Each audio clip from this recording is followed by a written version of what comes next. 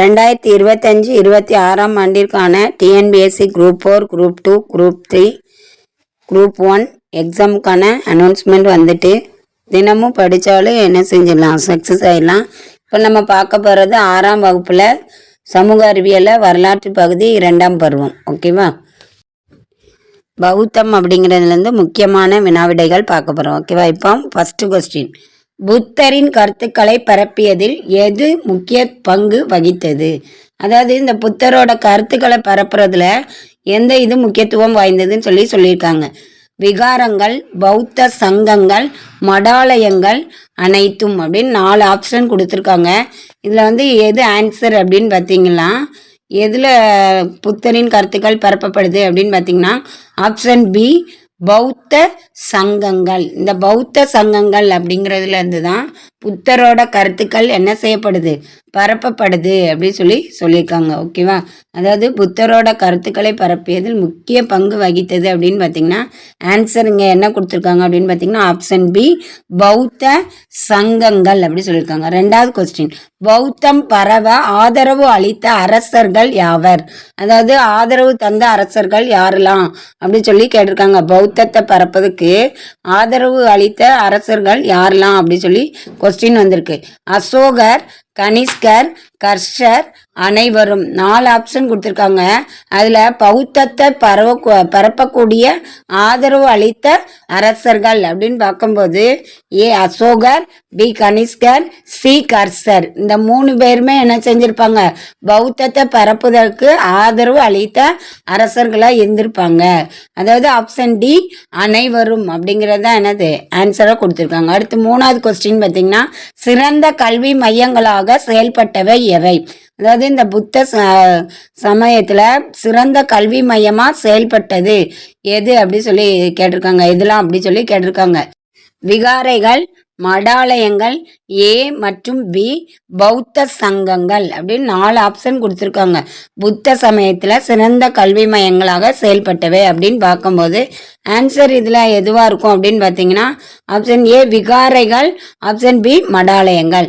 இந்த விகாரைகளும் மடாலயங்களும் தான் சிறந்த கல்வி மையங்களாக என்ன செய்யப்பட்டிருக்கு, செயல்பட்டிருக்கு அப்படின்னு சொல்லியிருக்காங்க. அப்போ இதில் சிறந்த கல்வி மையம் அப்படிங்கிறதுக்கு ஆன்சர் எது தந்திருக்காங்க அப்படின்னு பார்த்தீங்கன்னா ஆப்ஷன் சி, ஏ மற்றும் பி, விகாரைகள் மற்றும் மடாலயங்கள். இந்த 2 தான் என்ன செஞ்சிருக்கு, சிறந்த கல்வி மையங்களாக செயல்பட்டிருக்கு அப்படின்னு சொல்லியிருக்காங்க.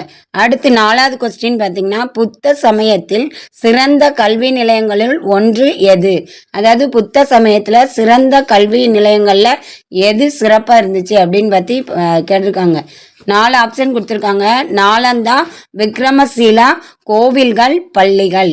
அதாவது நாலந்தா ஒரு பல்கலைக்கழகம், விக்ரமசீலா ஒரு பல்கலைக்கழகம், கோவில்கள்ங்கும்போது இந்த ஆலயங்கள், அடுத்து பள்ளிகள், கல்வி நடக்கக்கூடிய இடங்கள். ஓகேவா?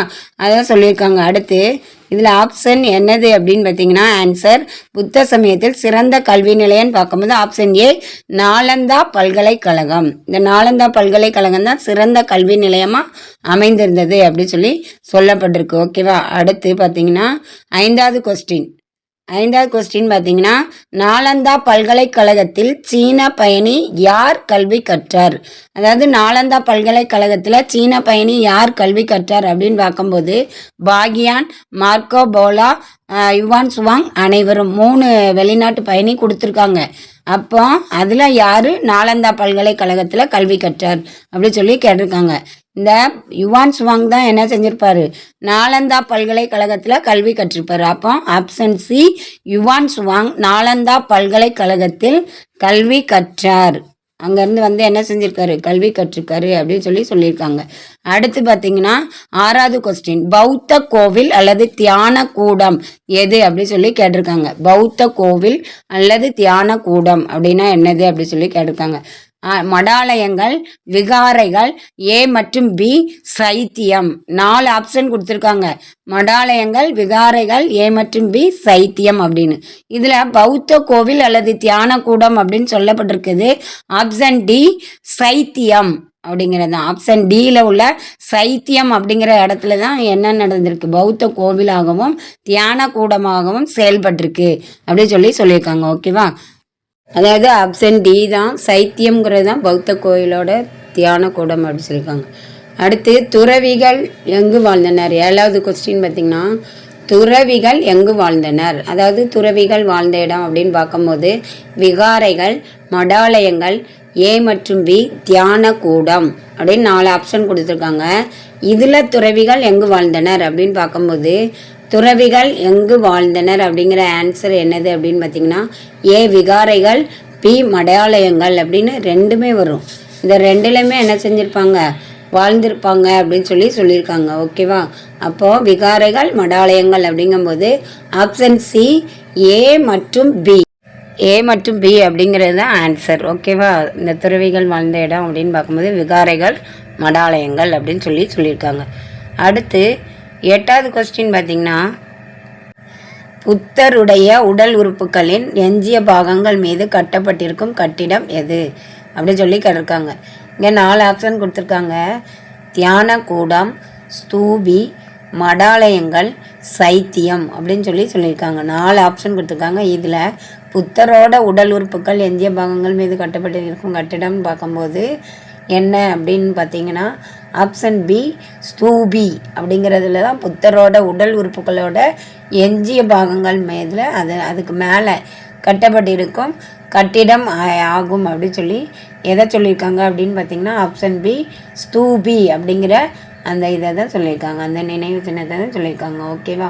அடுத்து 9வது கொஸ்டின் அப்படின்னு பார்க்கும்போது ஸ்தூபி கலை திறமை வாய்ந்த எது, அதாவது ஸ்தூபி கலை திறமை வாய்ந்த எது அப்படின்னு கேட்டிருக்காங்க.